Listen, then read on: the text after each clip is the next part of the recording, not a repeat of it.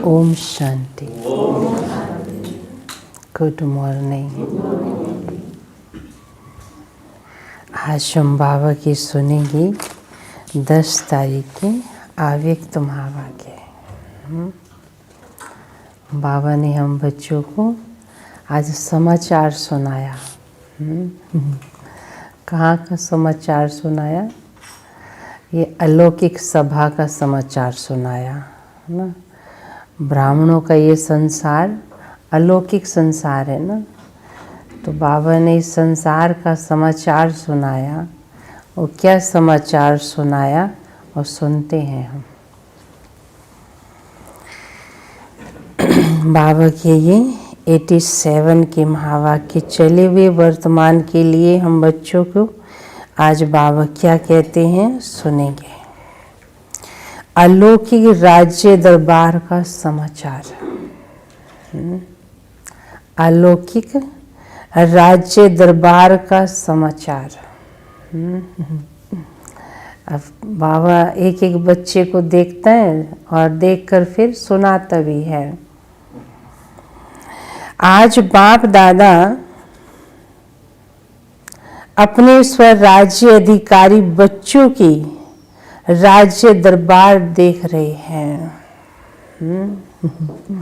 क्या देख रहे हैं? हाँ, ये संगम युग की निराली श्रेष्ठ शान वाली अलौकिक दरबार सारे कल्प में न्यारी और अति प्यारी है। न्यारी और अति प्यारी है। इस राज्य सभा की रूहानी रौनक, रूहानी कमल, आसन, रूहानी ताज और तिलक, चेहरे की चमक, स्थिति के श्रेष्ठ समृद्धि के वायुमंडल में अलौकिक खुशबू, अति रमणीक, अति आकर्षित करने वाली है ना। इस संसार की व अलौकिक दरबार की ये चमक दमक, कमल नयन, कमल आसन, ये सब क्या है? ये सब आकर्षित करने वाली है। क्योंकि ये संसार, ये अलौकिक परिवार दुनिया से डिफरेंट है। क्योंकि इस परिवार पे किसकी नज़र पड़ती है रोज? भगवान की नज़र पड़ती। और नज़र ही नहीं पड़ती, बाबा उनको सजाता भी है रोज ज्ञान रत्नों से, संवारता है, निखारता है, तो देखता है कितनी चमक आई है इनमें। तो आकर्षित करने वाली है। ऐसी सभा को देख बाप दादा हर एक राज्य अधिकारी आत्मा को देखकर हर्षित हो रहे थे ना। एक एक आत्मा को देखकर क्या हो रहे थे? हाँ, खुश हो रहे थे, मुस्कुरा रहे थे। कितनी बड़ी दरबार है ये। हर एक ब्राह्मण बच्चा स्वराज्य अधिकारी है। हर एक ब्राह्मण बच्चा क्या है? स्वराज्य अधिकारी है। तो कितने ब्राह्मण बच्चे हैं? सभी ब्राह्मणों की दरबार इकट्ठी करो तो कितनी बड़ी राज्य दरबार हो जाएगी। सभी ब्राह्मणों को इकट्ठा करें तो कितनी बड़ी दरबार चाहिए। इतनी बड़ी राज्य दरबार किसी भी युग में नहीं होती है। इतने जहाँ राजाएं बैठे हों, तो बाबा देखा कि कोई भी युग में इतनी बड़ी दरबार नहीं होती जो ये संगम पर लगी है। यही संगम युग की विशेषता है जो ऊंचे ते ऊंचे बाप के सर्व बच्चे स्वराज्य अधिकारी बनते हैं, वैसे लौकिक परिवार में हर एक बाप बच्चों को कहते हैं कि ये मेरा बच्चा। कौन सा बच्चा है? हाँ, ये मेरा बच्चा राजा बच्चा है। बोलते ना ऐसे प्यार से, ये मेरा राजा बच्चा है। वह बेटा है, वह इच्छा रखते हैं कि मेरा हर एक बच्चा राजा बने ना, मेरा हर एक बच्चा राजा बने। लेकिन सभी बच्चे राजा बन ही नहीं सकते हैं। इच्छा तो रहती है माँ बाप की बने, लेकिन सभी बन नहीं सकते हैं। ये कहावत परमात्म बाप की कॉपी की है। ये कहावत परमात्म बाप की कॉपी की है, क्योंकि भगवान ने यहाँ संगम पर आकर क्या कहा कि मेरा हर एक बच्चा क्या बने? राजा बने। इस समय बाप दादा के सब बच्चे राजयोगी अर्थात स्व के राजे नंबरवार जरूर हैं। स्वयं के राजा, अपनी इंद्रियों पर राज करने वाले नंबरवार हैं, लेकिन राज तो कर रहे हैं, चाहे वो 2 इंद्रियों पर करते, चाहे एक पर करते या सभी पर करते, है ना। तो हर एक जानता है मैं कितना अपने कर्म इंद्रिय रूपी प्रजा का राजा हूं। इस समय बाप दादा के सब बच्चे राजयोगी अर्थात स्व के राजे नंबरवार जरूर हैं, लेकिन सभी राजयोगी प्रजा योगी कोई नहीं। बाबा ने तो सबको क्या बनाया? राजयोगी, प्रजा योगी नहीं बनाया है। तो बाप दादा बेहद की राज्य सभा देख रहे थे। क्या देख रहे थे? बेहद की राज्य सभा देख रहे थे। सभी अपने को स्वराज्य अधिकारी समझते तो हो ना। चलो कुछ और नहीं, मैं अपना तो राजा हूं अपनी इंद्रियों का, है ना। ये इंद्रियां तो मेरी प्रजा है ना, इसका तो मैं राजा हूं ना। नए नए आए हुए बच्चे राज्य अधिकारी हो, वह अभी बनना है। क्या कहेंगे? राज्य अधिकारी हो या अर्जुन बनना है? क्या कहेंगे? भाई राजा बच्चे बैठे हैं ना सारे, तो क्या कहेंगे? राजा है या बनना है या बन रहे हैं या सोच रहे हैं? क्या कहेंगे? हाँ जी, बन रहे हैं। हाँ, बन गए। कोई है ऐसा जो कहते हम तो बन गए हैं? क्या कहेंगे? कभी न कभी तो इंद्रियां धोखा देंगे। मेहनत कर रहे हैं। और बाबा कहता है ये लास्ट की घंटियां बज रही हैं, अभी कर ही रहे हैं, उसी लिस्ट में खड़े रहेंगे। तो बाबा कहते हैं ये गे के गीत कब बंद होंगे आपके? अभी तो घंटियां बज रही हैं लास्ट की। बच्चे के समझो पेपर इम्तिहान नज़दीक आ गए हैं, डेट फिक्स हो गई है, वो कहेगा मैं तो पढ़ रहा हूँ अभी, है ना, अभी पेपर मत लो। ऐसा होता है? नहीं, फिक्स तो फिक्स। ड्रामा भी क्या है? फिक्स है।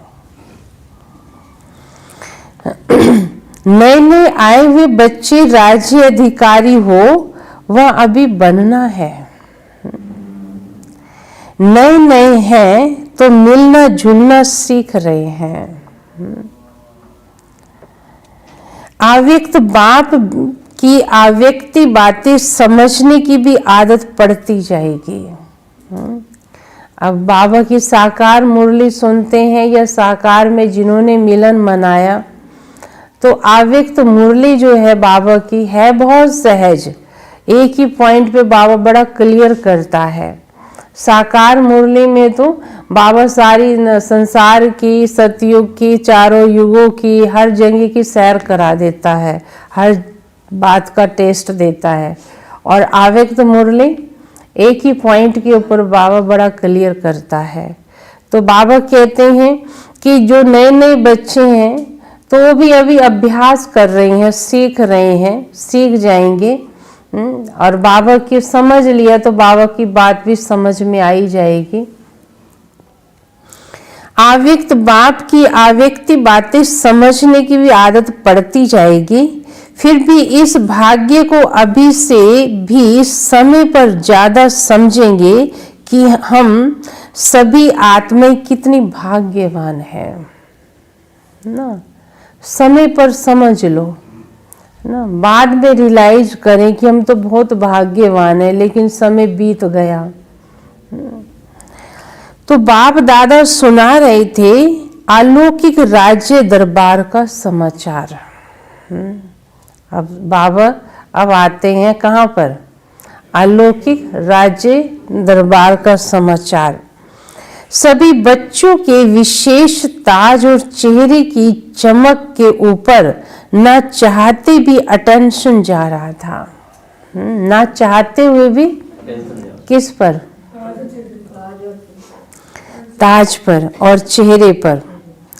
ताज ब्राह्मण जीवन की विशेषता, ताज ब्राह्मण जीवन की विशेषता पवित्रता का ही सूचक है। चेहरे की चमक रूहानी स्थिति में स्थित रहने की रूहानियत की चमक है। कौन सी चमक है? हाँ, रूहानियत। साधारण रीति से भी किसी भी व्यक्ति को देखेंगे तो सबसे पहले दृष्टि चेहरे पर ही जाएगी। किस पर जाती है? चेहरे पर जाती है। ये चेहरा ही वृत्ति और स्थिति का दर्पण है। ये चेहरा ही क्या है? हाँ, इंसान की मनोवृत्ति क्या है उसके चेहरे से पता चलता है। दर्पण है चेहरा। तो बाप दादा देख रहे थे चमक तो सभी में थी, लेकिन एक थे सदा रूहानियत की स्थिति में स्थित रहने वाले। एक थे हाँ सदा रूहानियत स्थिति में रहते हैं। स्वतः और सहज स्थित होने वाले, स्वतः और सहज। और दूसरे थे सदा रूहानी स्थिति के अभ्यास द्वारा स्थिति व स्थिति में स्थित रहने वाले ना। अब चेक करते रहना कौन सी लिस्ट में हूं मैं। दूसरे थे सदा रूहानी स्थिति के अभ्यास द्वारा स्थित रहने वाले। एक थे सहज स्थिति वाले और दूसरे थे प्रयत्न कर स्थित रहने वाले, अर्थात एक थे सहज योगी और दूसरे थे पुरुषार्थ से योगी। पुरुषार्थ करके योगी बनते हैं और एक सहज स्वतः ही है ना। मैं पुरुषार्थ किया, मेहनत की, किसी ने याद दिला दिया तो योगी बन गए ना। अनुभव फिर करते हैं और एक नेचुरली उन्होंने अपना जीवन बना लिया है। ये निश्चय से चल रहे हैं कि अब तो यही जीवन है, यही ब्राह्मण लाइफ है, मेरा बाबा ही मेरा संसार है। उन्हें पुरुषार्थ नहीं करना पड़ता, उन्होंने अपना ये जीवन नेचुरल बना लिया है ना। और दूसरे क्या होते हैं? पुरुषार्थ करते हैं, मेहनत करते हैं, दूसरा याद दिलाता है तो योगी बन जाते हैं। नहीं तो फिर कहीं ना कहीं फिर पैर फिसल जाता है। दोनों की चमक में अंतर रहा ना, दोनों की चमक में अंतर रहा। उनकी नेचुरल ब्यूटी थी और दूसरों की पुरुषार्थ द्वारा ब्यूटी थी। उनकी नेचुरल ब्यूटी थी। एक होते हैं नेचुरल सुंदर होते हैं और एक होता है अपनी ब्यूटी को बनाते हैं, कई सुंदर बनाते हैं अपने आप को, तो उसमें तो कुछ लगाना पड़ेगा ना सुंदर बनाने के लिए ब्यूटी को, और एक नेचुरली सुंदर है। तो बात है कई बच्चे नेचुरली पुरुषार्थ इतना सुंदर कर रहे हैं, है ना, मेहनत नहीं करनी पड़ रही है उनको, है ना, बाबा को भी मेहनत नहीं लगती ऐसे बच्चों पर। और कुछ बच्चे हैं जो मेहनत करके उस योगी जीवन का अनुभव करते हैं। जैसे आजकल भी मेकअप कर ब्यूटीफुल बन जाते हैं ना, हाँ, चेहरा कैसा भी हो, ब्यूटी पार्लर में जाके तैयार होके बाहर निकलते तो लगता है कि ये वही था ना, ऐसे चमड़ी को बदल देते हैं। हाँ, तो बाबा कहता है वो तो आर्टिफिशियल है ना। एक ही नेचुरल ब्यूटी की चमक सदा एक रस रहती है,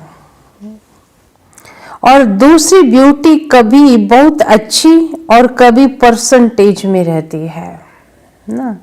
दूसरी का क्या बताया, परसेंटेज में रहती है, कभी तो बहुत अच्छे, कभी 70 पर, कभी 60 पे, कभी 50 पे, कभी न, ऐसी परसेंटेज बदलती रहती है। एक जैसी एक रस नहीं रहती है। समझे क्या कहेंगे, कौन है ये, है ना, क्या करते हैं दूसरे बच्चे, दूसरे पुरुषार्थी, है ना, और एक हो गए हैं, चल रही हैं बस, है ना, वो कहेंगे इनको आवश्यकता नहीं है, ये न कहीं जाने वाले नहीं है ना, ये एक ही रस है ना, निश्चय बुद्धि है ना। तो कई हैं कहते थोड़ा सा उनको संभाल के रखना, ध्यान रखना उनका, तो मैंने सदा नहीं है ना वो। होता है ना लौकिक में भी क्या होता है, कहते ये बच्चा को नहीं, इसका हमें फिक्र नहीं है, इसको कुछ होने वाला नहीं है, थोड़ी चिंता उस बच्चे की रहती है ना। तो बाबा को भी ऐसे बच्चों को ध्यान रखता है। तो बाबा कहते कि मेहनत करके योगी बनते हैं, बार बार मेहनत करते तब योगी बनते हैं, और कई जो हैं कुछ मेहनत ही नहीं लेते हैं, चल रहे हैं। ब्यूटी कभी बहुत अच्छी तो कभी परसेंटेज में रहती है, एक जैसी एक रस नहीं रहती। तो सदा सहज योगी, स्वतः योगी स्थिति नंबर 1 स्वराज्य अधिकारी बनाती है। जब सभी बच्चों का वायदा है ब्राह्मण जीवन अर्थात एक बाप ही मेरा संसार है, वह एक बाप दूसरा ना कोई, जब संसारी बाप है दूसरा कोई है ही नहीं, तो स्वतः और सहज योगी स्थिति सदा रहेगी ना। जब बाबा ही मेरा संसार है तो सहज भी और स्वतः वो रहेगी ना। जब संसार किसी और को बना लेते हैं, दूसरे तीसरे को दिमाग में बसा लेते हैं, तो फिर बाबा कहते पैर तो फिसलेगा ना। तो इसलिए स्वतः कैसे रह सकते हैं, वह मेहनत करनी पड़ेगी। उनको क्या करनी पड़ती, मेहनत करनी पड़ती। बाबा के बिना रह भी नहीं सकते हैं। तो बाबा कहते मायावी परछाई में भी चले जाते हैं, तो उधेड़ बुन में रहते तो योगी जीवन का आनंद नहीं आता है। अगर दूसरा कोई है तो मेहनत करनी ही पड़ेगी। दूसरा कोई है तो मेहनत करनी पड़ेगी। यहाँ बुद्धि ना जाए वहां जाए, लेकिन एक बाप ही सब कुछ है ना मेरा। एक बाप ही सब कुछ है। फिर बुद्धि कहाँ जाएगी, फिर बुद्धि कहाँ जाएगी। जब जा ही नहीं सकती तो अभ्यास क्या करेंगे, समझे ना। जाती ही नहीं है मेरी बुद्धि, तो मैं मेहनत क्यों करूं, वहां से हटाऊं, वहां से मेरी हट लगती नहीं कहीं भी। बाबा के सिवाय तो मेहनत कोई है ही नहीं ना, फिर सहज है। जिनको मेहनत लग रही है जरूर कहीं ना कहीं हाँ झुके पड़े हैं ना, उनको मेहनत करनी पड़ रही है।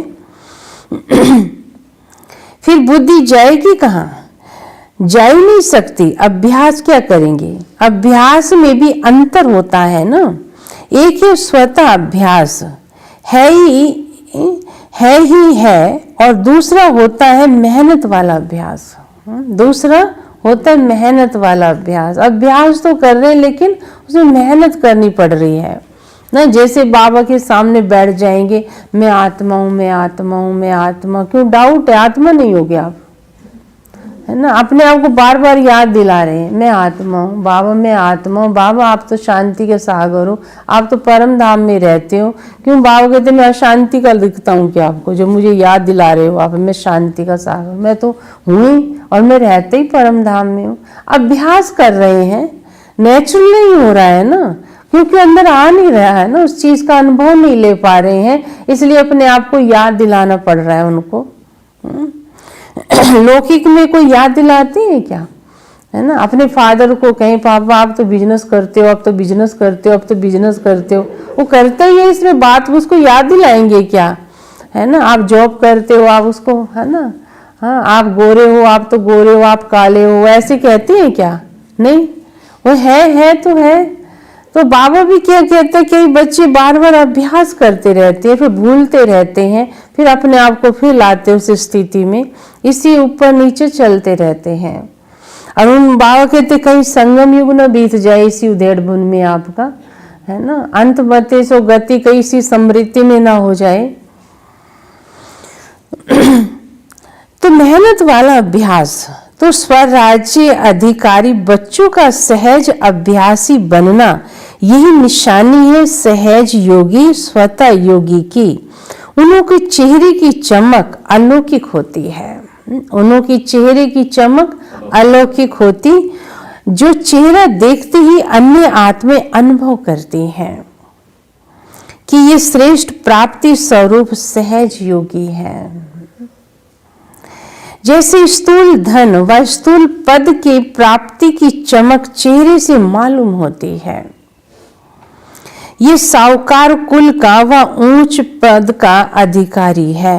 नहीं पता चलता ना ये रॉयल कुल का बच्चा है, और ये थोड़ा सा, हाँ तो बाबा बता रहा है तुम वो बच्चे हो मेरे, किसके बच्चे हो तुम, किसके बने हो, है ना। आप तो ऊंचे से ऊंची अथॉरिटी बाप के बच्चे बने हो, तो तुम्हारी चलन, तुम्हारा रहन सहन सब कैसा होना चाहिए, बड़ा रॉयल होना चाहिए।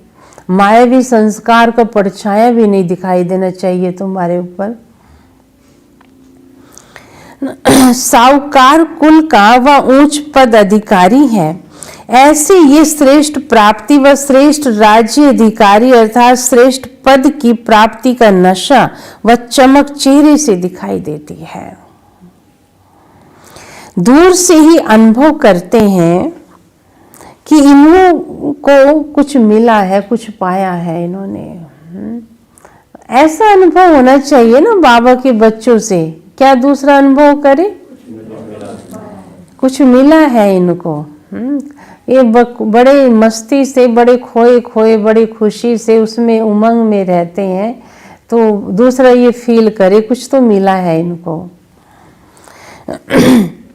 प्राप्ति स्वरूप आत्मा ही है, ऐसे सभी राज्य अधिकारी बच्चों के चमकते हुए चेहरे दिखाई दे, मेहनत के चिन्ह न दिखाई दे, प्राप्ति के चिन्ह दिखाई दे। अभी भी देखो कोई कोई बच्चों के चेहरे को देख यही कहते हैं इन्होंने कुछ पाया है, और कोई कोई बच्चों के चेहरे को देखकर यही कहते हैं कि ऊंची मंजिल है, लेकिन त्याग भी बहुत ऊंचा किया है। उसकी स्थिति को देखकर कहते हैं ना बेचारा बड़ा त्याग कर रहा है, ये तो देखो बेचारा ये तो अंडा भी नहीं खाता। हाँ ऐसे जो वैसे होंगे ना मनोवृत्ति वाले, है ना, बेचारा सुबह उठता है ये, है ना, हाँ ऐसा रहम करेंगे क्योंकि बेचारा होके चल रहा है ना, तो इसलिए वो बेचारा कह रहे हैं ना दूसरे भी इसको, है वो चेहरे से उसकी चलन से ऐसे दिख रहा है ना, तो दूसरा क्या कह रहा है उसको, बेचारा, है ना। जबकि बाबा कहते हैं उनको आपको देखकर, आपकी स्थिति को देखकर उनको क्या लगे, प्रेरणा मिले, हमें भी जीवन बनानी है तो ऐसी बनानी है ना, बेचारा क्यों लग रहा है। तो इसलिए बाबा कहता है ना, क्या बता रहे हैं, इनका त्याग ऊंचा लगता है। त्याग दिखाई देता है, भाग्य नहीं दिखाई दे रहा उनको। क्या दिखाई दे रहा है? हाँ, भाग्य कितना है, कौन मिला है, फ्यूचर क्या है, हम कौन सी आत्माएं हैं, है ना, वो दिखाई देना चाहिए ना। भाग्य नहीं दिखाई देगा चेहरे से, या ये कहेंगे कि मेहनत बहुत अच्छी कर रहे हैं। क्या कहेंगे? मेहनत बहुत अच्छी कर रहे हैं। मेहनत दिखाई दे रही है ना उनको, और कईयों को मेहनत ही नहीं लग रही, कईयों के चेहरे से, है ना, चल रहे हैं। क्यों हम पर कोई रहम करे? क्यों? इंसान मेरे पे क्या रहम करेगा? भगवान ने मुझे अपने गोद में बिठा लिया, भगवान ने मुझे अपनी पालना, भगवान ने अपनी गद्दी दे दी, भगवान का मैं कारोबार, भगवान ने विश्वास मुझे देके अपना कारोबार सौंप दिया कि अभी भी मैं दूसरों को बेचारा दिखाई दूं, तो इसका मतलब कहीं ना कहीं मेरे में खोट है ना। क्यों बेचारा लगे हम? होते हैं कई बाबा के बच्चे बन गए हैं, लेकिन बेचारे दिख रहे हैं दूसरों को। क्यों दिखे हम बेचारे, है ना? हमारी पालना कौन कर रहा है ना? ये नशा भी तो दिखाई देना चाहिए ना। इसलिए बाबा कहता है ना, कई बच्चों से मेहनत दिखाई दे रही है ना। बाप दादा यही देखना चाहते हैं कि हर एक बच्चे के चेहरे से सहज योगी की चमक दिखाई दे, श्रेष्ठ प्राप्ति की नशे की चमक दिखाई दे, क्योंकि प्राप्तियों के भंडार बाप के बच्चे बन गए हो ना। किसके बच्चे बन गए? हाँ, संगम युग की प्राप्तियों के वरदानी समय के अधिकारी हो। निरंतर योग कैसे लगावें व निरंतर अनुभव कर भंडार की अनुभूति कैसे करें। अब तक भी इसी मेहनत में ही समय नहीं गवाओ। नहीं, अभी भी बाबा कहते हैं इसमें समय गवाते रहोगे, फिर बाबा कहते हैं मेहनत करते रहोगे, वंचित रह जाओगे, फिर बहुत सारी बातों से, प्राप्तियों से वंचित रह जाएंगे। लेकिन प्राप्ति स्वरूप के भाग्य को सहज अनुभव करो। समाप्ति का समय समीप आ रहा है। कौन सा समय? अब तक किसी न किसी बात की मेहनत में लगे रहेंगे तो प्राप्ति का समय समाप्त हो जाएगा। फिर प्राप्ति स्वरूप का अनुभव कब करोगे? संगम युग को ब्राह्मण आत्माओं का वरदान है, सर्व प्राप्ति भव। ये वरदान है यहाँ पर। आप जो मांग करोगे, जैसा चाहोगे वैसा यहाँ प्राप्त हो जाएगा। सदा पुरुषार्थी भव, ये वरदान थोड़ी मिला है। कौन सा वरदान मिला है? प्राप्ति स्वरूप भव ना। पुरुषार्थी कर, बाबा कहते पुरुषार्थी करते रहोगे, कि प्राप्ति भी तो करनी है ना। प्राप्ति भाव का वरदान है। प्राप्ति भाव की वरदानी आत्मा कभी भी अलबेलेपन में आ नहीं सकती है, इसलिए उनको मेहनत नहीं करनी पड़ती है। तो समझा क्या बनना है? क्या बनना है? हाँ, बाबा कहते आपको देख के दूसरों को प्रेरणा मिले ना भगवान से जुड़ने की। अगर किसी को हम प्रेरणा नहीं दे पा रहे हैं तो जरूर कहीं ना कहीं मेरे में कोई ना कोई कमी है अभी ना। अनुभव कराना चाहिए, हम बाबा के बच्चे हैं। राज्य सभा में राज्य अधिकारी बनने की विशेषता क्या है? ये स्पष्ट हुआ ना। राज्य अधिकारी होना, वह अभी सोच रहे हो कि है व नहीं। यही होता है ना, पता नहीं भगवान है नहीं है, पता नहीं हम देवता बनेंगे नहीं बनेंगे, पता नहीं करते ही रहते हैं। तो बाबा कहते हैं अभी कहीं इसी सोच में जी रहे हैं, और समय क्या हो रहा है? अपनी गति से चल रहा है, सोच में ही टाइम गवा रहे हैं। अब जब विधाता के बच्चे वरदाता के बच्चे बन गए, राजा अर्थात विधाता देने वाला, आप प्राप्ति कुछ नहीं तो लेंगे क्या? तो समझा, नए नए बच्चों को इस अनुभव में रहना है, युद्ध में ही समय नहीं गवाना। कौन सा युद्ध? कौन सा युद्ध करते? पता नहीं चल पाऊंगा नहीं पाऊंगा, पता नहीं भगवान मिलेगा नहीं मिलेगा, कि इसी नेगेटिव सोच में रहते हैं। फिर किसी ने थोड़ा सा दिमाग में डाल दिया, नहीं नहीं बहुत ये, फिर हाँ हाँ ठीक है अभी ठीक है, थोड़ी फिर होश में आ गए, फिर थोड़ी देर में देखो मुरझाए पड़े हैं। तो बाबा कहते उनका संगम इसमें बीत रहा है। तो समझा, नए नए बच्चों के इस अनुभव में रहना है, युद्ध में ही समय नहीं गंवाना। अगर युद्ध में ही समय गंवाया तो अंतमति फिर युद्ध में ही रहोगे। अंतमति तो किस में? युद्ध में। युद्ध करते हुए मारे जाएंगे। माना कौन सा युद्ध? कोई ये नहीं कि तलवारों से हम युद्ध के मैदान में, नहीं, अपनी सोच का युद्ध, अपनी सोच का युद्ध चल रहा था। बस उसी में अंत घड़ी हो गई तो क्या होगा? फिर त्रेता में नंबर लग गया।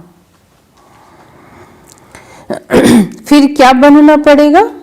चंद्रवंशी में जाएंगे व सूर्यवंशी में जाएंगे? युद्ध वाला तो चंद्रवंश में जाएगा, क्षत्रिय कुल में आएगा। चल रहे हैं, कर रहे हैं, हो ही जाएंगे, पहुंच ही जाएंगे। अभी तक ऐसा लक्ष्य नहीं रखो। अब नहीं तो कब नहीं। अब नहीं पुरुषार्थ किया ना तो भूल जाओ कब कर सकेंगे। अब नहीं तो कब नहीं। बनना है तो अब, पाना है तो अब। ऐसे उमंग उत्सव वाले ही समय पर अपनी संपूर्ण मंजिल को पा सकेंगे। त्रेता में राम सीता बनने के लिए भी तो कोई तैयार नहीं है। बाबा के राम सीता बनोगे, कोई हाथ नहीं उठाएगा। कहेंगे लक्ष्मी नारायण बनोगे, सारे हाथ उठा देंगे। तो बाबा तो बनाने तो अच्छे ही आया है हमें, लेकिन पुरुषार्थ करके ऐसे बन जाते हैं। जब सत्युग सूर्य वंश में आना है तो सूर्य वंश अर्थात सदा मास्टर विधाता और वरदाता लेने की इच्छा वाला नहीं। मदद मिल जाए, ये हो जाए तो बहुत अच्छा, पुरुषार्थ में अच्छा नंबर ले लेंगे। नहीं, मदद मिल रही है, मिल जाएगी नहीं, मिल रही है, सब हो रहा है। इसको कहते स्वर राज्य अधिकारी बच्चे। हो रहा है, मिल रहा है। आगे बढ़ना है या पीछे आए हैं तो पीछे ही रहना है? पीछे आए हो तो पीछे ही रहना है या आगे भी बढ़ना है? आगे जाने का रास्ता सहज है। सहज योगी स्वतः योगी बनो। सहज योगी स्वतः योगी बनो। जब है ही एक बाप, दूसरा कोई नहीं तो जाएंगे कहाँ? जब है ही एक बाप, दूसरा है ही नहीं तो कहाँ जाएंगे? प्राप्ति ही प्राप्ति है, फिर मेहनत क्यों लगेगी? तो प्राप्ति के समय का लाभ उठाओ। तो प्राप्ति के समय का लाभ उठाओ। सर्व प्राप्ति स्वरूप बनो। तो समझा, बाप दादा तो यही चाहते हैं कि एक एक बच्चा, चाहे लास्ट में आने वाला, चाहे स्थापना की आदि में आने वाला, हर एक बच्चा नंबर 1 बने। मेरा हर एक बच्चा क्या बने? नंबर 1 बने। राजा बनना ना कि प्रजा। क्या कहता है बाबा? राजा बनना ना कि प्रजा। ये लक्ष्य लेके चलो। महाराष्ट्र अर्थात मध्य प्रदेश का ग्रुप। देखो महा शब्द कितना अच्छा है। महाराष्ट्र स्थापना भी महा शब्द का है और बनना भी महान है। महान तो बन गए हो ना, क्योंकि बाप के बने माना महान बने। महान आत्मा होना, ब्राह्मण अर्थात महान, हर कर्म महान, हर बोल महान, हर संकल्प महान। क्या हो? महान होना। सोच भी ऊंची होनी चाहिए। अलौकिक हो गए ना, तो महाराष्ट्र वाले सदा ही समृद्धि स्वरूप बनो, कि है ही महान ब्राह्मण अर्थात महान चोटी। ब्राह्मण अर्थात महान चोटी। मध्य प्रदेश सदा मध्य जी भव। भाव शब्द कहाँ से ढूंढ, ये तो मिला देता है। क्या बना दिया उनको? मध्य जी भव, मन मना भव मध्य जी भव। कि नशे में रहने वाले हो ना, मन मना भव के साथ मध्य जी भव का भी वरदान है ना। तो अपना स्वर्ग का स्वराज स्वरूप इसको कहते हैं मध्य जी भव। तो अपनी श्रेष्ठ प्राप्ति के नशे में रहने वाले विष्णुपुरी सतयुग, बाबा कहते हैं ऐसा बनना है ना आपको। तो मध्य जी भव कि मंत्र के स्वरूप में स्थित रहने वाले। तो दोनों ही अपनी अपनी विशेषता से महान हैं। दोनों ही अपनी अपनी विशेषता से महान है। यहाँ लग सकती है कुर्सी, यहाँ भी और यहाँ भी लग सकती है। दोनों कौन सी बात सुनाई? महाराष्ट्र और मध्य प्रदेश। तो मध्य प्रदेश वालों को क्या कहा? मध्य जी भव, है ना। और महाराष्ट्र वालों को हर काम महान करने वाले, है ना। सोच भी महान होनी चाहिए, कर्म भी महान होने चाहिए। तो समझा कौन हो? जब से पहला पाठ शुरू किया वह भी यही किया कि मैं कौन हूं, है ना। कौन सा पाठ? मैं कौन हूं। कौन सा पाठ? बाबा घर आते ना पहले कि मैं आत्मा हूं, मैं शरीर नहीं हूं, है ना। मैं कौन हूं ये बताते हैं। बाप भी वही बात याद दिलाते हैं, इसी पर मनन करना। शब्द एक ही है, मैं कौन हूं ना, मैं कौन हूं। लेकिन उसके उत्तर कितने हैं? उसके उत्तर कितने? मैं कौन हूं उसके उत्तर कितने हैं? अगर मैं आत्मा का पता ना हो तो क्या कहता है इंसान? मैं ये हूँ, मैं फलाना हूँ, मैं ये हूँ, बहुत कुछ सुना देगा। लिस्ट निकालना, मैं कौन हूँ। अब बाबा कहते रियल में आप कौन है वो याद करना और लिस्ट निकालना। मैं स्वराज्य अधिकारी आत्मा हूँ, मैं देव आत्मा हूँ, मैं भगवान का सिकी लदा बच्चा हूँ, मैं महान आत्मा हूँ ना, ये सब तो हूँ।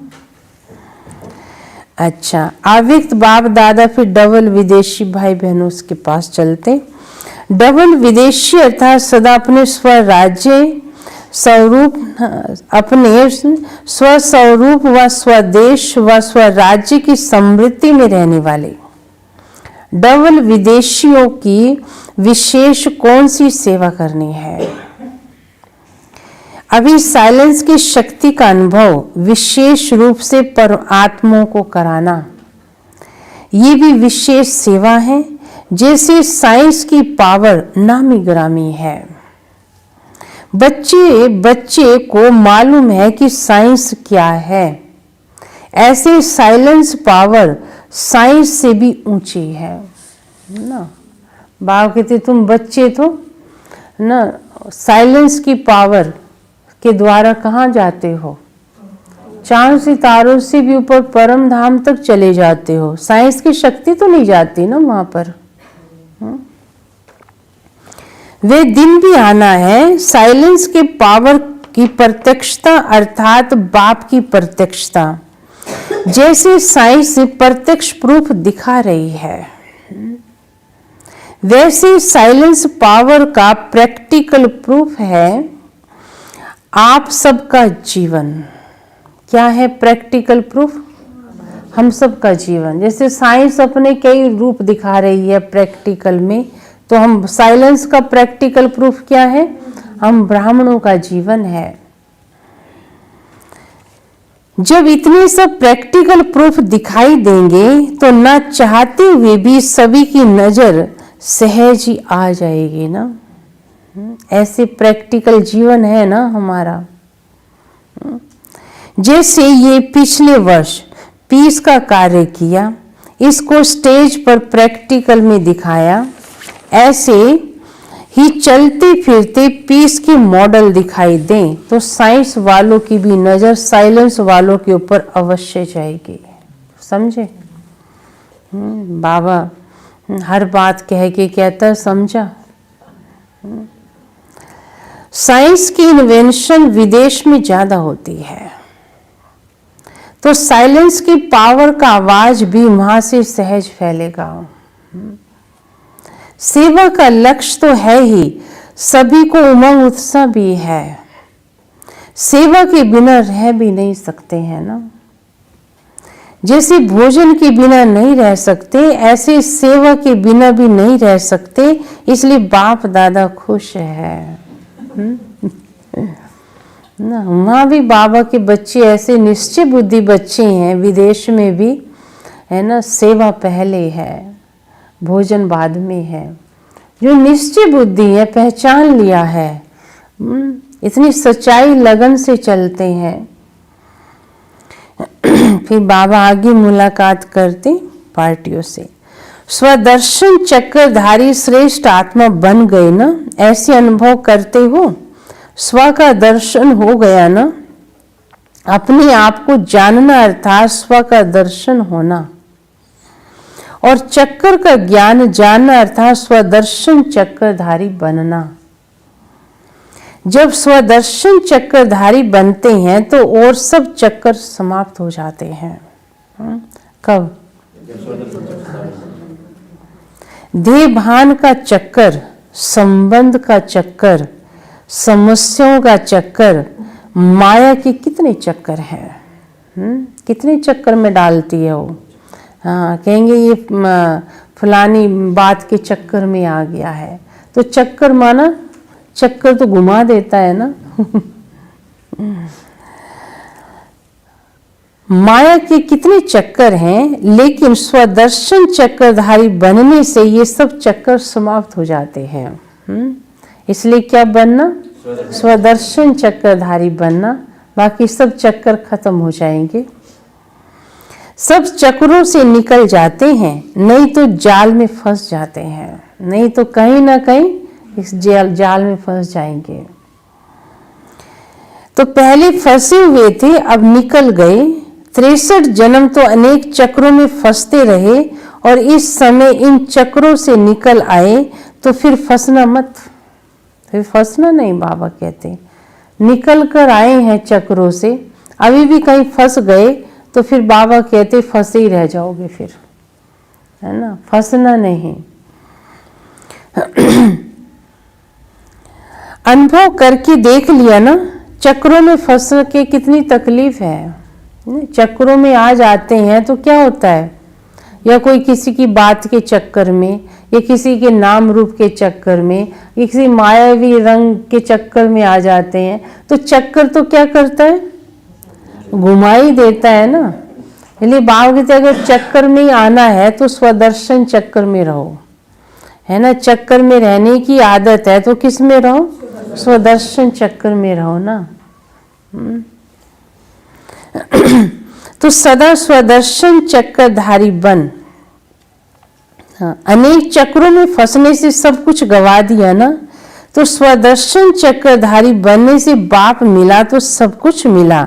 तो सदा स्वदर्शन चक्रधारी बन, माया जीत बन, आगे बढ़ते चलो, इससे हल्के रहेंगे, किसी भी प्रकार का बोझ अनुभव नहीं होगा। बोझ ही नीचे ले आता है ना, बोझ ही क्या करता है, इंसान को नीचे लाता है। और हल्का होने से ऊंचे उड़ते रहेंगे, हल्का होने से ऊंचे उड़ते रहेंगे। तो उड़ने वाले हो ना, कमजोर तो नहीं हो ना, उड़ने वाले, है ना। बाबा के बच्चे आदि से लेके अंत तक कई ऐसे बड़े उमंग उत्साह से एक रस चल रहे हैं, है ना। कभी मेहनत नहीं ली है उन्होंने, और बाबा कहते जो बच्चे कहीं ना किसी चक्कर में आ जाते हैं, या बातों के चक्कर में, या किसी रंग रूप के चक्कर में, या माया के चक्कर में, या साधनों के चक्कर में, बाबा कहते हैं वो डामाडोल रहते हैं, वो हमेशा मेहनत लेते रहते हैं, तो जाकर क्या पद पाएंगे। बाबा कहते हैं मेहनत ही लेते रहे, मेहनत ही करते रहे, तो कमाया तो कितना कमाया, फिर थोड़ा बहुत कमाया। और जो मेहनत ही नहीं ले रहे हैं, चल रहे हैं, बाबा इनका भविष्य बहुत उज्जवल है, क्योंकि इनका जमा ही रखा है, खर्च हुआ ही नहीं इनका। इसलिए बाबा देखता है बोझ क्या करता है, नीचे ले आता है, बोझ नीचे ले आता है, और हल्का होने वाला उड़ता रहता है, हल्का रहने वाला उड़ता रहता है। तो उड़ने वाले हो ना, कमजोर तो नहीं हो, क्या, हाँ उड़ने वाले बनो। अगर एक आंख, हाँ उड़ने वाले हो ना, कमजोर तो नहीं। अगर एक पंख कमजोर होगा तो नीचे आ जाओगे, एक पंख कमजोर होगा तो भी नीचे आ जाएंगे, उड़ने नहीं देगा। इसलिए दोनों ही पंख मजबूत हों, दोनों ही पंख, ज्ञान और योग, तो स्वतः उड़ते रहेंगे। स्वदर्शन चक्रधारी बनना अर्थात उड़ती कला में जाना, क्या, हाँ उड़ती कला में जाना। चेक करना चाहिए कोई बोझ तो नहीं है, है ना। बोझ क्या करता है इंसान को, है ना, हल्का नहीं होने देता है ना। कई तरह के बोझ ना, एक तो इंसान से वैसे बोझ लेके चल रहा है स्टूल में कि वंटल, और एक खाली हाथ चला हुआ भी थका हुआ है ना। वो खाली हाथ जा रहा था, और जो बोझ उठा रहा था उससे भी ज्यादा वो थक गया है, क्योंकि क्या उठा के चल रहा था, कौन से बोझ, वो खाली हाथ जा रहा है तो भी थक गया, हाँप रहा है, और एक बोझ लेके भी जा रहा है वो तब भी नहीं थका, है ना, क्योंकि एक व्यर्थ संकल्पों के बोझ खींच के चल रहे हैं, व्यर्थ संकल्पों के। वो बाबा कहते हर घड़ी थके रहते हैं, हर घड़ी उन्हें काम भी कह दो ना, कहते नहीं मेरे से नहीं होता, थके थके से, है ना। जैसे कि पता नहीं सारी दुनिया की सोच इन्होंने ठेका ले रखा है ना। तो बाबा कहता है कि ऐसे बच्चे धरती पे बोझ हैं, ऐसे काम भी नहीं करते हैं ऐसे लोग। ले बाबा कहते हैं व्यर्थ का इतना बोझ टोकरा लेके घूम रहे हैं कि कोई डिसीजन अच्छा नहीं लेते, है ना, हर घड़ी दूसरों का काम बढ़ा के रखते हैं। तो ऐसे बाबा कहते मत बनना, मेरे बच्चे बने हो तो तुम तो ऐसे मत बनना। तो बाबा कहते जो हल्का होगा वो उड़ता रहेगा, और जो भारी होगा वो नीचे रहेगा। इसलिए बाबा कहता है स्वदर्शन चक्रधारी बना अर्थात उड़ती कला में जाना। अच्छा, राजयोगी श्रेष्ठ योगी आत्माएं होना। ब्राह्मण जीवन से सहज योगी व राजयोगी बन गए। ब्राह्मण साधारण जीवन से सहज योगी राजयोगी बन गए। ऐसी श्रेष्ठ योगी आत्माएं सदा ही अतीन्द्रिय सुख के झूले में झूलती है। हठ योगी योग द्वारा शरीर को ऊंचा उठाते हैं और उड़ने का अभ्यास करते हैं। वास्तव में आप राजयोगी ऊंची स्थिति का अनुभव करते हो।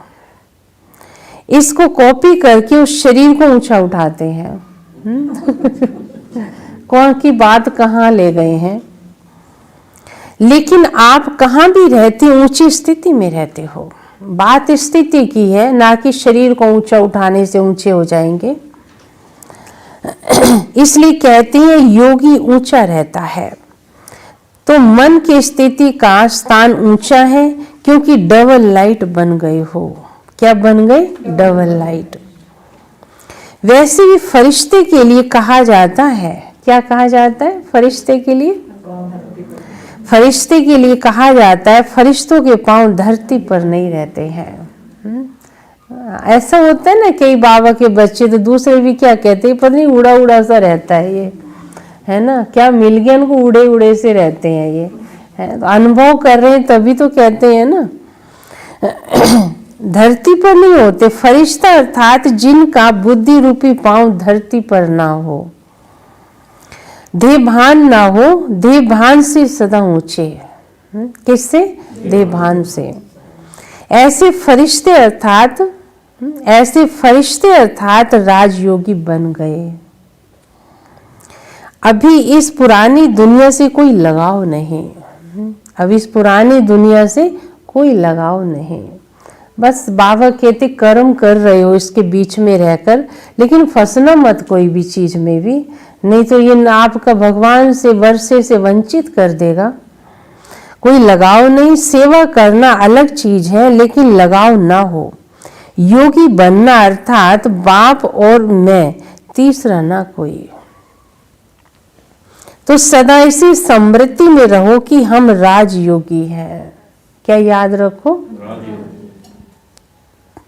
सदा फरिश्ता। इस समृद्धि से सदा आगे बढ़ते रहेंगे। राजयोगी सदा बेहद के मालिक हैं, हद के मालिक नहीं। हद से निकल गए, बेहद का अधिकार मिल गया। इसी खुशी में रहो। जैसे बेहद का बाप है, वैसे बेहद की खुशी में रहो, नशे में रहो। बेहद का बाप मिला है ना, तो सब कुछ बेहद में होना चाहिए। खुशी भी कैसी हो? बेहद की होनी चाहिए। फिर बाबा विदाई के समय सभी अमृत वेले के वरदानी बच्चों को वरदाता बाप की सुनहरी याद प्यार स्वीकार हो। साथ साथ सुनहरी दुनिया बनाने की सेवा के सदा प्लान मनन करने वाले और सदा सेवा में दिल व जान, सिख व प्रेम, तन मन धन से सहयोगी आत्माएं। सभी को बाप दादा गुड मॉर्निंग कह रहे हैं, डायमंड मॉर्निंग कह रहे हैं। और सदा डायमंड बन, इस डायमंड युग की विशेषता का वरदान और वर्षे में लेकर स्वयं भी सुनहरी स्थिति में स्थित रहेंगे और औरों को भी ऐसे अनुभव कराते रहेंगे। तो चारों ओर के डबल हीरो बच्चों को डायमंड मॉर्निंग। अच्छा, फिर बाबा याद प्यार देते हैं सभी को। चारों ओर के सर्व प्राप्ति स्वरूप श्रेष्ठ आत्माओं को सर्व अलौकिक राज्य सभा अधिकारी महान आत्माओं को सदा रूहानियत की चमक धारण करने वाली श्रेष्ठ आत्माओं को सदा स्वतः योगी सहज योगी ऊंचे ते ऊंची आत्माओं को ऊंचे ते ऊंचे बाप दादा का स्नेह संपन्न याद प्यार स्वीकार हो। रूहानी बच्चों की रूहानी बाप दादा को याद प्यार, गुड मॉर्निंग और नमस्ते। ये थे बाबा के आज के महावाक्य। अभी हम वरदान सुनेंगे। रहम दिल की भावना, रहम दिल की भावना द्वारा अपकारी पर भी उपकार करने वाले, अपकारी पर भी उपकार करने वाले शुभ चिंतक भव, शुभ चिंतक भव। रहम दिल की भावना द्वारा अपकारी पर भी उपकार करने वाले शुभ चिंतक भव। तो कौन सी भावना हो? रहम दिल। कोई अपकार करता है और आप उस पर क्या करो? उपकार करते रहो। कैसी भी कोई आत्मा चाहे सतोगुणी चाहे तमोगुणी संपर्क में आवे, लेकिन सभी के प्रति शुभ चिंतक अर्थात अपकारी पर भी उपकार करने वाले, कैसी भी आत्मा है, कभी किसी आत्मा के प्रति घृणा दृष्टि ना हो। मैं अपना पार्ट अपना रोल क्यों खराब करूं? उसका उसके साथ है, भले वो कैसा भी गलत करता हो, मैं घृणा करके है ना अपना क्यों हिसाब बनाऊं? होता है ना, कुछ आत्माएं ऐसी होती हैं, दुनिया उनसे घृणा करती है, काम ही ऐसा करते हैं, लेकिन बात तुम नहीं कर सकते हो, तुम अपना हिसाब किताब नहीं बनाओ, तुम उसके प्रति क्या रखो, शुभ चिंतक रहम। वो करेगा वो पाएगा, मैं करूँगा हम पाएंगे। कभी किसी आत्मा के प्रति घृणा दृष्टि ना हो, क्योंकि जानते हो अज्ञान के वशीभूत है ये। मालूम है अज्ञानता के वशीभूत है, बेसमझ है। उनके ऊपर रहम व स्नेह आए, घृणा नहीं ना। शुभ चिंतक आत्मा ऐसा नहीं सोचेगी कि इसने ऐसा क्यों किया, लेकिन इस आत्मा का कल्याण कैसे हो, यही है शुभ चिंतक स्टेज। इस आत्मा का कल्याण कैसे हो, ये शुभ चिंतक स्टेज है ना। हम ऐसे शुभ चिंतक रखें, उसे चांस दें, बाकी उसका उसके साथ है ना, मेरा मेरे साथ है। हम जो शुभ चिंतक सोच रखेंगे वो मेरा जमा होगा, वो गलत करे तो उसका अपना विक्रम बने। इसलिए बाबा कहता है तुम शुभ चिंतक बनकर रहो। स्लोगन है, तपस्या के बल से असंभव को संभव कर सफलता मूर्त बनो। तपस्या के बल से असंभव को संभव कर सफलता मूर्त बनो। तप के अंदर इतना बल है जो हम असंभव को भी क्या कर सकते, संभव कर सकते, सफलता मूर्त बन सकते हैं। ब्रह्मा बाप समान बनने की 10वीं पॉइंट है आज। कल था लवलीन स्थिति के अनुभव द्वारा साक्षात्कार मूर्त। आज है सर्वगुणों के मास्टर सागर। सर्वगुणों के मास्टर सागर। जैसे ब्रह्मा बाप सर्व गुणों में मास्टर सागर बने, सर्व शक्तियों का वर्षा प्रैक्टिकल जीवन में अनुभव किया, साथ साथ आत्मा की जो श्रेष्ठ व महान स्टेज है, संपूर्ण निर्विकारी, सर्वगुण संपन्न, 16 कला संपन्न, मर्यादा पुरुषोत्तम, संपूर्ण अहिंसक, संपूर्ण, किसी भी तरह की हिंसा नहीं। इस महानता को जीवन में लाया किसने? ब्रह्मा बाबा ने इस महानता को जीवन में लाया। ऐसे आप बच्चों की भी सर्व गुण व सर्व कलाओं में संपन्न बनो, सर्व शक्तियों का अनुभव में लाते हुए सर्व गुणों में मास्टर सागर बनो। तब वरदानी महादानी स्वरूप से सेवा कर सकेंगे। कैसे सेवा कर सकेंगे? फिर महादानी वरदानी के रूप में सेवा कर सकेंगे। तो ये हमें ब्रह्मा बाबा को कॉपी करना, फॉलो फादर करना, तब हम ऐसा बन सकेंगे। Om Shanti, good morning. ये थे बाबा की आज की अव्यक्त महावाक्य और ब्रह्मा बाबा के पॉइंट हमने सुने। इस पर हमें विचार सागर मंथन करने के लिए बाबा सारा दिन क्या करना है, होमवर्क दे देता है और बात कुछ सोचने का मार्जिन ही नहीं है। सुबह सुबह बाबा ने इतना काम दे दिया है ना, मुझे चेक करना है आज क्या करना है।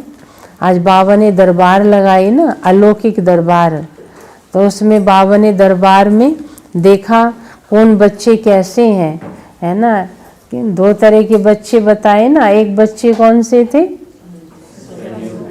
नेचुरल, सहज चल रहा है, और एक है मेहनत कर, पुरुषार्थ कर, अनुभव करने वाले। तो अपने को देखना है, मैं नेचुरल हूँ, मेरी नेचुरल ब्यूटी है या ब्यूटी बनानी पड़ती है मुझे, है ना। मेहनत तो नहीं करनी पड़ती है।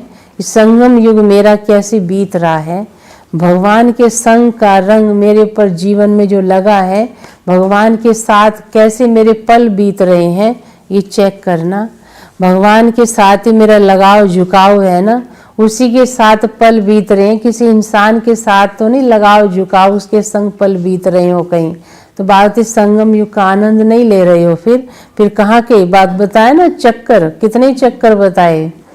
हाँ, तो बात उन चक्रों से निकल के कौन से चक्कर में आ जाओ, स्वदर्शन चक्कर में आ जाओ, तो सारे चक्कर खत्म हो जाएंगे।